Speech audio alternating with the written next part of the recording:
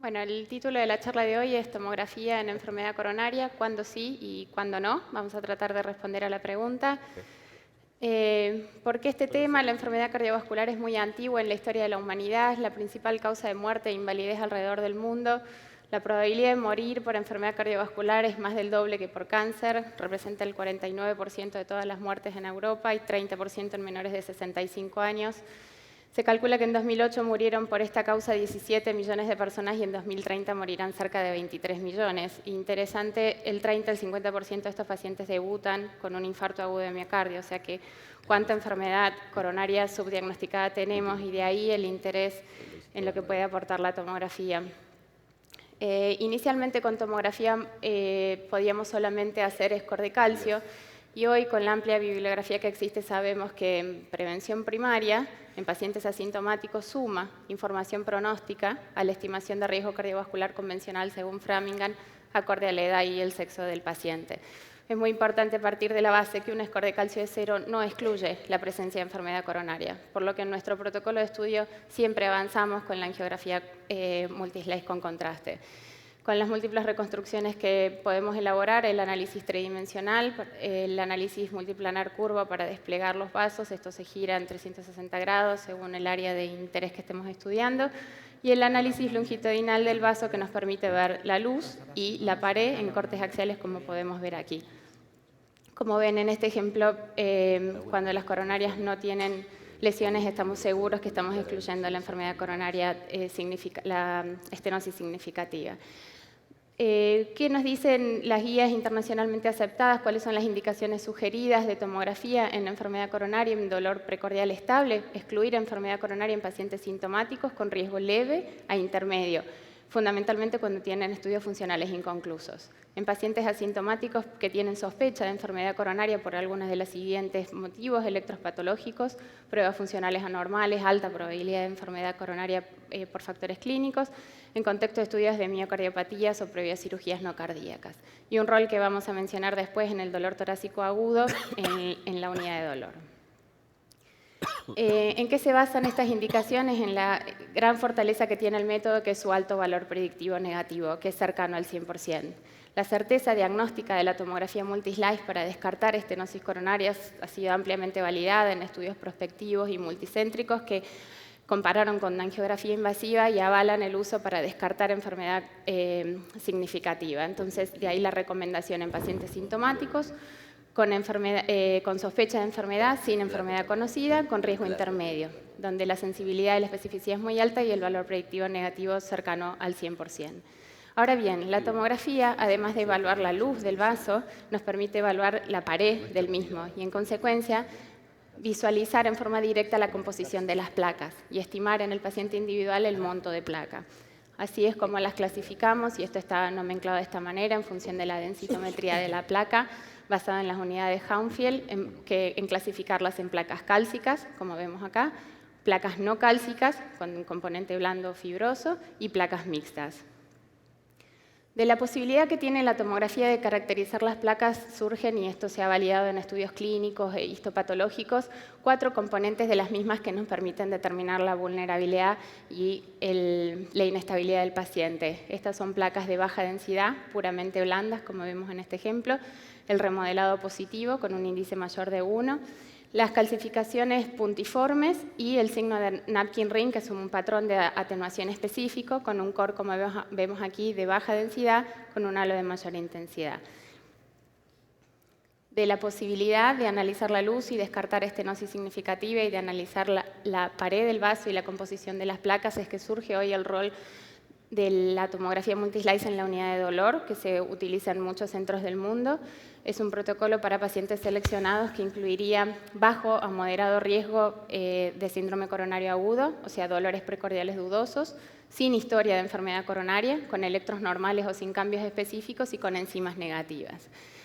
El rol que tiene queda demostrado con su alto valor predictivo negativo para excluir enfermedad coronaria significativa, la posibilidad de evaluar la morfología de la placa. La precisión se ha validado con igual precisión diagnóstica al standard of care. En algunos casos seleccionados nos permite descartar otro tipo de patologías de dolores torácicos agudos. La tomografía disminuye el tiempo de diagnóstico y el tiempo al alta, con eso se reducen los costos, como se vio en el estudio ROMICAT 2, reduce el número de reconsultas y ya hay amplia bibliografía de seguimiento donde no se detectaron eventos adversos cuando la tomografía dijo que no había lesiones. Dos ejemplos en donde la tomografía mostró placas puntuales de componente no cálcico y su correlación con la angiografía invasiva.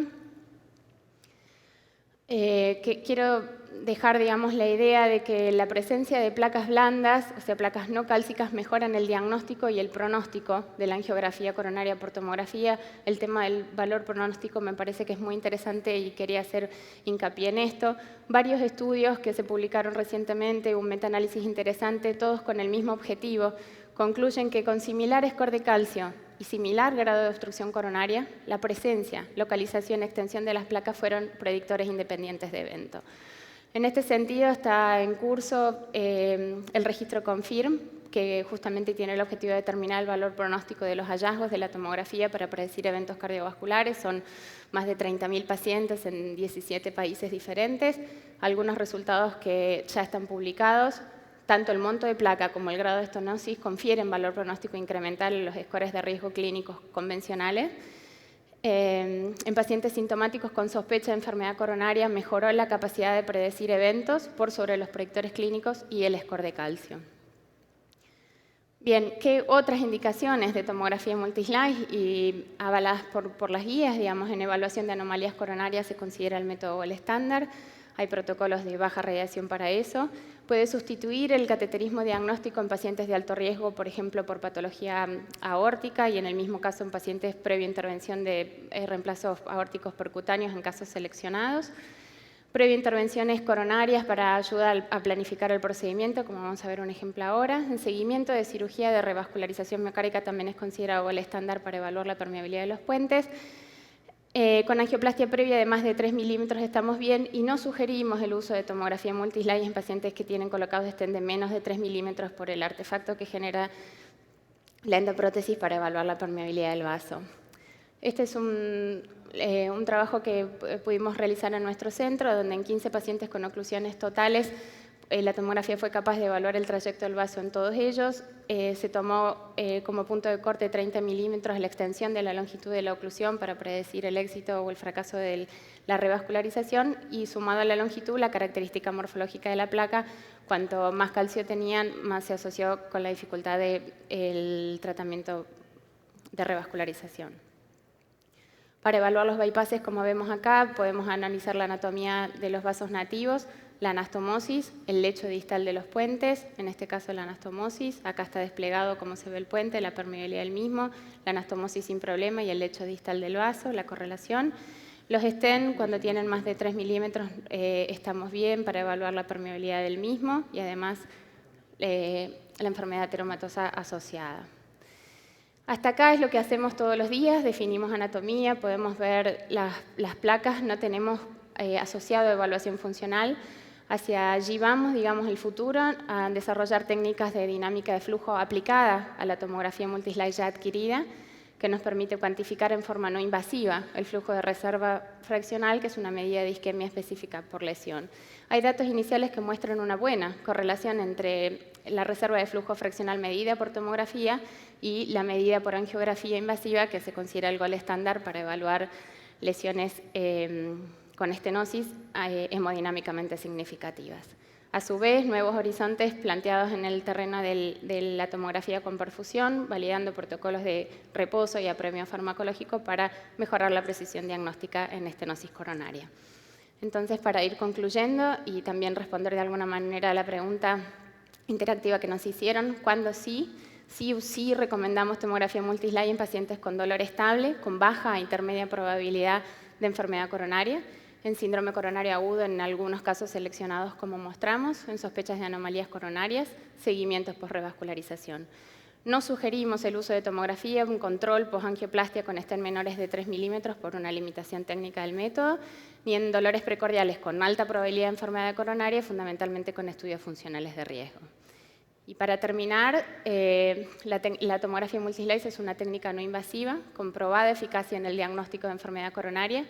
Analiza la luz y la pared del vaso y eso permite la caracterización de las placas más allá del grado de obstrucción, lo cual conlleva valor pronóstico. Y nuevos desarrollos tecnológicos que buscan la combinación de datos anatómicos y funcionales nos van a ayudar a tener una interpretación más integral de la enfermedad coronaria. Muchas gracias.